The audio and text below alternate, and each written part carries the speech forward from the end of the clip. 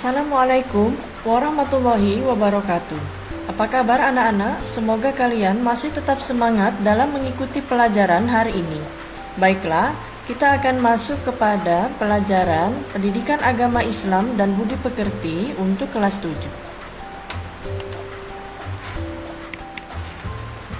Tema 10, Islam memberikan kemudahan melalui sholat jamak dan qasar.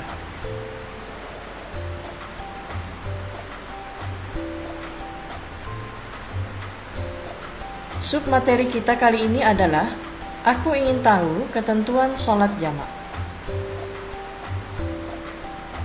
Sholat bagi seorang muslim adalah hal terpenting melebihi apapun.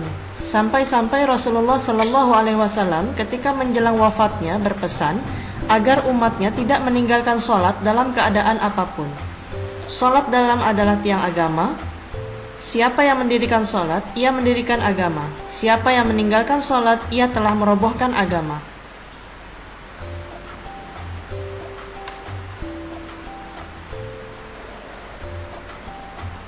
Tujuan pembelajaran, peserta didik mampu memahami pengertian sholat jamak dengan baik.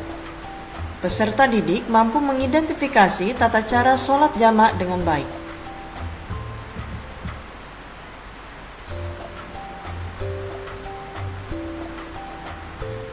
Bagaimana jika kita sedang dalam keadaan repot dan sempit karena dalam perjalanan atau musafir?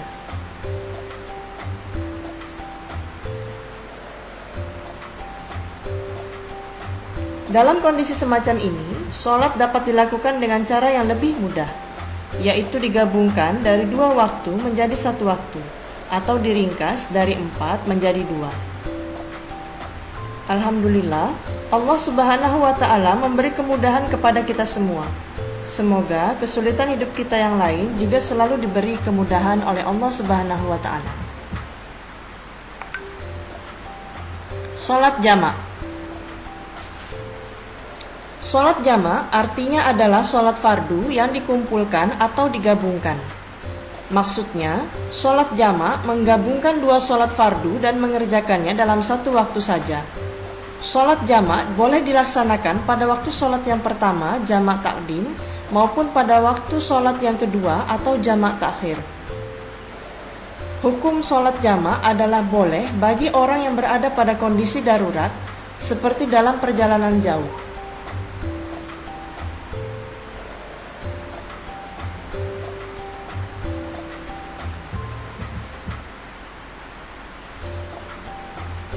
Ketentuan ini sesuai dengan hadis Nabi Rasulullah SAW yang diriwayatkan oleh Imam Muslim. Bismillahirrahmanirrahim. An Anasin radhiyallahu anhu qala kana Nabiyyu sallallahu alaihi wasallam idza arada ay yajma'a baina sholataini fi safari akhara zuhra hatta yadkhula awwalu waqtil asri summa yajma'u bainahuma. Riwayat Muslim.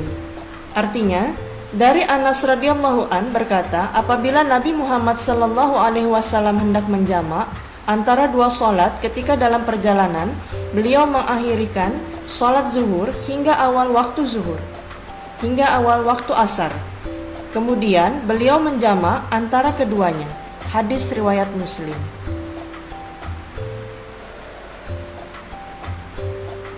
Sholat jamak terbagi menjadi 2. Yang pertama, sholat jamak takdim.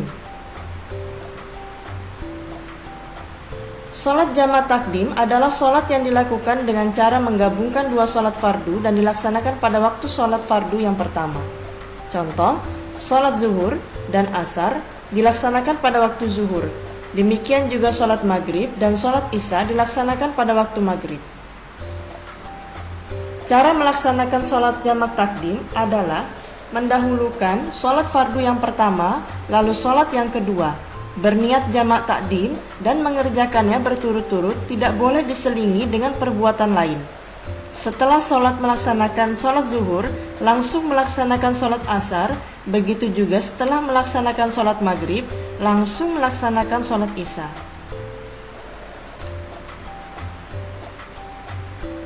Yang kedua, Salat jamak takhir adalah salat yang dilakukan dengan cara menggabungkan dua salat fardu dan dilaksanakan pada waktu kedua atau terakhir. Contoh salat zuhur dan salat asar dilaksanakan pada waktu salat asar. Demikian juga salat maghrib dan salat isya dilaksanakan pada waktu salat isya. Dalam tata cara pelaksanaan salat jamak takhir, tidak diisyaratkan harus mendahulukan salat pertama. Boleh mendahulukan salat pertama baru melakukan salat kedua atau sebaliknya. Jika kalian hendak melaksanakan salat jamak takhir, berniatlah akan mengerjakannya kedua salat fardu itu dengan cara dijamak.